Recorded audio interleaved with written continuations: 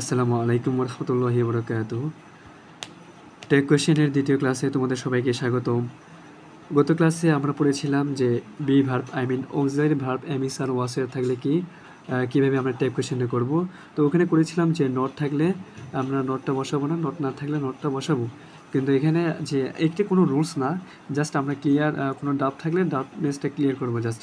তো exclamatory sentence যদি কোনো একটা টেক কোয়েশ্চেন যদি করতে বলে, তো সেই ক্ষেত্রে আমরা কীরকম করবো, ঠিক আগেরটার মতনই, আগের যেভাবে করেছিলাম ঠিক সেম। বিভাগ মানে হচ্ছে এমিসার ওয়াস ওয়ার, আরও অনেকগুলো থাকে, যদি আমরা জাস্ট এগুলো ধরে নিলাম। তো এই যে এগুলো যদি থাকে তাহলে কী হবে, ইজেন্ট। এখানে এম হলে আরেন্ট হবে, এম নট না আরেন্ট হবে। ইজ থাকলে ইজেন্ট, আর থাকলে আরেন্ট, ওয়াস থাকলে ওয়াজেন্ট, ওয়ার থাকলে ওয়ারেন্ট হবে। তারপর হচ্ছে এই যে এখানে ইমোজি দিয়েছি আমি, এটা মানে হচ্ছে প্রোনাউন। এটা কোনো এমনি সাবজেক্ট ধরা যায়, বাট এটা হচ্ছে প্রোনাউন। কোনো একটা নাম থাকলে ছেলে হলে মি, আসলে হি, আর মেয়ে হলে সি হবে। এরপর এটা হচ্ছে মানে প্রোনাউনের মতন। যদি বিভাব না থাকে তাহলে ঠিক আগেরটার মতো ডোন্ট, ডাজেন্ট, ডিডেন্ট। এখানে যদি নট থাকে তাহলে নটটা বসাবো না, না থাকলে নটটা বসাবো। ঠিক সেম আমরা এখানে প্রোনাউনটা ইউজ করবো। এখন আমরা কয়েকটা কোয়েশ্চেন সলভ করে দেখি। যেমন ধরো এখানে দিয়েছে কি যে how fine the flower is. এই যে এখানে ইজ দিয়েছে। গত ক্লাসে তো আমরা অক্সিলারি ভার্ব পেয়েছিলাম হচ্ছে সাবজেক্টের পরেই, কিন্তু যখন নাকি আমরা এক্সক্লেমেটরি সাইনের ক্ষেত্রে হবে বা এক্সক্লেমেটরি সেন্টেন্সের ক্ষেত্রে হবে, সেই ক্ষেত্রে অক্সিলারি ভার্ব বলো আর মেন ভার্ব বলো এগুলো থাকে লাস্টে। তো ঠিক সেম যে এখানে ফ্লাওয়ার মানে হচ্ছে একটা বস্তু, তো এখানে সাবজেক্ট হবে ইট হবে, তো এটা কী হবে, ইস হবে। আর এখানে যেহেতু নট নাই তাহলে আমরা কী বসাবো, ইজেন্ট বসাবো, ইজেন্ট ইট। কারণ এখানে ফ্লাওয়ার মানে হচ্ছে ফুল, ফুল মানে হচ্ছে বস্তুগত উপাদান, আর বস্তু যখন হবে তখন সেটা অবশ্যই ইট হয়। তারপর হচ্ছে এখানে how sweetly the bird sings. এই যে এখানে একটা ভার্ব দিয়েছে, কোনো অক্সিলারি ভার্ব দেয় না, কিন্তু মেন ভার্ব এস যুক্তি দিয়েছে, সেজন্য আমরা এখানে দেবো ডাজেন্ট। যদি এখানে সিং থাকতো তাহলে আমাকে ডোন্ট ইউজ করতাম, যদি স্যাং ইউজ করতো তাহলে আমরা অবশ্যই ডিডেন্ট ইউজ করতাম এখানে। আর বার্ড হচ্ছে একটা পাখি, তো বার্ড যেগুলো হচ্ছে মেনলি কথা বলতে পারে না, জাস্ট আওয়াজ করতে পারে, সেই প্রাণীগুলোর ক্ষেত্রে আমরা ইট বসাবো। যেমন ধরো বাচ্চা, একটা বাচ্চা কিন্তু আওয়াজ করতে পারে বাট কান্না করতে পারে না, তো সেই ক্ষেত্রে যদি এখানে বেবিও থাকে তাহলে আমরা এখানে ইটই ইউজ করব। এখানে দিয়েছি কি হোয়াট এ বিউটিফুল গার্ল, যে মেয়েটি মানে সুন্দর মনে বোঝাচ্ছে, তো এখানে বিউটিফুল গার্ল দিয়েছে। আচ্ছা, তো এখানে যে কোনো ইস বা কোনো ভার্ব টাইপের কিন্তু কিছুই দেয় নাই, কিন্তু এটা আমাদের বুঝিয়ে দিতে হবে যে, আচ্ছা সরি, এখানে তো ইস অবশ্যই দেওয়া লাগতো, হ্যাঁ ইস, তো এটা কী হবে, ইস হবে, ইজেন্ট হবে। তো গার্ল মানে হচ্ছে এখানে মেয়ে, তো আমরা এখানে কী দেবো, সি দেবো, তাহলে কী হবে, এটা ইজেন্ট সি। এখানে যে ভার্ব থাকবে, ওয়াজ থাকলে ওয়াজেন্ট সি, তো মানে যেটা থাকবে ওটাই হবে এখানে।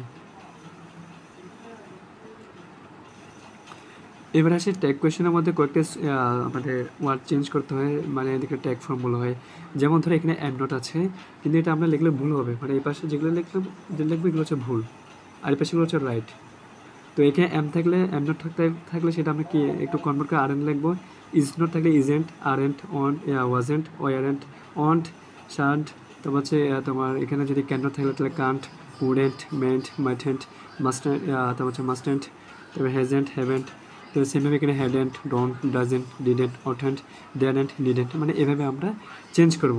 মানে হচ্ছে এই পাশে যেগুলো আছে এগুলো লিখলে ভুল হবে, এই পাশেগুলো অবশ্যই লিখতে হবে ভালো কারেক্ট করে, এই পাশের ভুল। তো আমরা এইভাবে কখনো লিখবো না, মানে নটটা হচ্ছে পরিপূর্ণভাবে লিখবো না, একটা অ্যাপোস্ট্রফি সাইন ইউজ করে দেন লিখবো।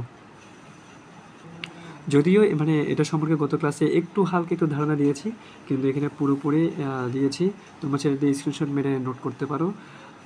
সো কথা হচ্ছে ওটাই যে নট পরিপূর্ণ লেখা যাবে না, অ্যাপোস্ট্রফি সাইন ইউজ করে সংক্ষেপে লিখতে হবে। এরপর আসি, এখানে যদি কোয়েশ্চেনের সাবজেক্ট হিসেবে যদি থাকে নাথিং, এনিথিং, সামথিং, এভরিথিং, ইট, বেবি, বস্তু, তবে সিঙ্গুলার থাকতে হবে, নট প্লুরাল। এটা কিন্তু কোনো প্লুরাল না, এটা হচ্ছে অনলি সিঙ্গুলার। আর হচ্ছে বার্ড মানে হচ্ছে যেগুলো আওয়াজ দেয় বাট কথা বলতে পারে না, তাই বলে তুমি এখানে কি তুতা পাখি, মনা পাখি দিলে কি সি হি বানিয়ে দিবা, তা কিন্তু না। মানে হচ্ছে আওয়াজ, এখানে সাউন্ড করবে কিন্তু ওভাবে কথা বলতে পারবে না। যেমন বেবি, বাচ্চারা কিন্তু আওয়াজ দেয়, এই যে কিছু আগে বললাম, এটা কিন্তু কান্না করতে পারে, ওয়া ওয়া করে কান্না করতে পারে, কিন্তু ভালো করে কথা বলতে পারে না। যদি কথা বলতে পারতো তাহলে কিন্তু আমরা সি বা হি, ছেলে হলে হি, মেয়ে হলে সে বসে দিতে পারতাম। তাহলে আমরা বলি যেখানে থিং থাকবে, thing, nothing, anything, something, anything, everything. তো এগুলোর ক্ষেত্রে কিন্তু সাবজেক্ট হিসেবে ইট থাকবে। আর এখানে যে ভার্ব থাকবে, অক্সিলারি ভার্ব বলো আর মেন ভার্ব বলো, অক্সিলারি ভার্ব বলে সেটা বসাবো, নট না থাকলে নট বসাবো, নট থাকলে নটটা বসাবো না। আর যদি মেন ভার্ব থাকলে ডোন্ট, ডাজেন্ট, ডিডেন্ট, নট না থাকলে নট বসাবো, থাকলে বসাবো না, এমনটাই। আচ্ছা, তো আমরা কয়েকটা যখন কোয়েশ্চেন সলভ করতে যাবো তখন আর ইজি হয়ে যাবে। দেখি এখানে দিয়েছে কি যে নাথিং ইজ সার্টেন। আচ্ছা, নাথিং এখানে কিন্তু একটা না বোধক একটা উক্তি বা একটা ভাব দেখাচ্ছে, যে তাহলে এটা কি হবে, ইজেন্ট ইট হবে নাকি ইজ ইট হবে? তোমরা অবশ্যই ভেবে নিয়েছো এটা হচ্ছে ইজেন্ট ইট, কিন্তু এটা ভুল, এটা হবে ইজ ইট। ইজ ইট কেন বলেছি, কারণ এটা হচ্ছে নাথিং। নাথিং মানে হচ্ছে এটা না বোঝাচ্ছে সেজন্য। আর এভরিথিং ওয়াজ লস্ট, তো এখানে কী হবে, তোমরা এটা অবশ্যই পারবা, এটা হবে ওয়াজেন্ট ইট। এভরিথিং কেন এখানে ওয়াজেন্ট, কেন কারণ এখানে নট না বোঝা কিছু বোঝায় না, সেই জন্য এখানে আমরা নট ইউজ করেছি। এই যে এখানে something is better then nothing, এটা কী হবে, এটা ইজেন্ট ইট হবে, ইজেন্ট ইট হবে। ইট কেন হয়েছে ভাইয়া, এই যে এখানে থিং আছে, সব থিংয়ের পরে আমরা কিন্তু ইট ইউজ করবো, পাথর না আবার, ঠিক আছে। তো it is a beautiful girl, sorry it is a beautiful bird, তো এটা কী হবে, ইজেন্ট ইট হবে, ইজেন্ট ইট। তো আমরা কি ভাবলাম এখানে যে বা কী পেয়েছি, যদি সাবজেক্ট হিসেবে যদি ইট থাকে তাহলে এখানে ইটই হবে। তো দ্য বুক ইজ মাইন মানে হচ্ছে বইটি আমার, তাহলে এখানে কী হবে, এখানে কি ইজ নট নাই মানে নট নাই, নট না থাকলে নটটা বসাবো, তাহলে কী হবে, ইজেন্ট দ্য বুক, একটা বস্তু, তাহলে এটা কী হবে, ইট হবে, একটা বই, সেই জন্য এখানে ইট বসালাম। যেখানে বুকস থাকতো তাহলে কিন্তু আমরা এখানে দেই মানে এভাবে বসাইতাম। আর এখানে কী দিয়েছে লাস্টে, যে দেয়ার আর 50 স্টুডেন্টস ইন আওয়ার ক্লাস। আচ্ছা, দেয়ার যদি সাবজেক্ট হিসেবে দেয়ার থাকে তাহলে কিন্তু ভাইয়া দেয়ারই বসে যাবে। এখানে ভার্ব হিসেবে দিয়েছে আরেন্ট, আর তাহলে আরেন্ট হবে, আর এখানে যে আমাকে সাবজেক্টটা দিয়েছে দেয়ার, তাহলে ওই সেম সাবজেক্টে বসে যাবে। মানে কি ক্লিয়ার হলে এখান থেকে দেয়ার থাকলে দেয়ারই হবে। আচ্ছা, এখন আসি নিড আর নিডস যদি ভার্ব হিসেবে থাকে ট্যাগ কোয়েশ্চেন কীভাবে করবো। একদম ইজি প্রসেস হচ্ছে, যদি নিড থাকে তাহলে আমরা doesn't, don't, doesn't, didn't, main verb আমরা যেভাবে ইউজ করি, যেভাবে আমরা ট্যাগ কোয়েশ্চেন সলভ করি ঠিক ওভাবেই করব। আর যদি আমাকে নিড নট থাকে তো তাহলে সেক্ষেত্রে নিড ট্যাগ হবে আমাদের ভার্ব, মানে ওটা দিয়ে আমাদের করতে হবে ট্যাগ কোয়েশ্চেন। যেমন ধরে এখানে কী দিয়েছে, আই নিড ইউর হেল্প, তোমার সাহায্য আমার প্রয়োজন। তো নিড এখানে এটা মেন ভার্ব হিসেবে ইউজ হয়েছে এখানে, তো এটা কী হবে, ডোন্ট আই, ডোন্ট আই। আর এখানে কী দিয়েছে, শি নিডস এ পেন, তার একটি কলম প্রয়োজন, তো এটা কী হবে, doesn't, doesn't she, doesn't she. এখানে ডাজেন্ট কেন হয়েছে ভাইয়া, এই যে এখানে এস যুক্ত আছে সেজন্য।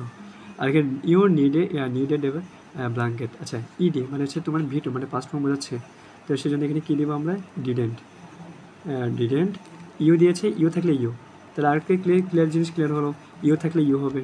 আচ্ছা, ইউ নিডেন্ট ওরি, ইউ নিড নট ওরি। আচ্ছা, এখানে নট আছে না, সেজন্য আমরা এখানে কি ডু ইউ দিব, এখানে কিন্তু ডু ইউ দিলে ভুল হবে। আমি যদি এখানে ডু ইউ লিখি তাহলে আমাকে ভুল হবেই হবে।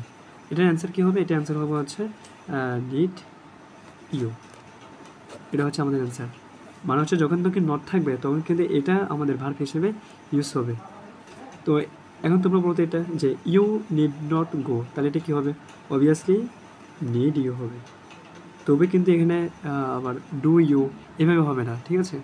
তো আজকে এদের থাক, নেক্সট ক্লাসে আমরা এর পরবর্তী যে কয়েকটা রুলস থাকবে ওগুলো নিয়ে আলোচনা করবো। আপাতত এদের থাক, ধন্যবাদ।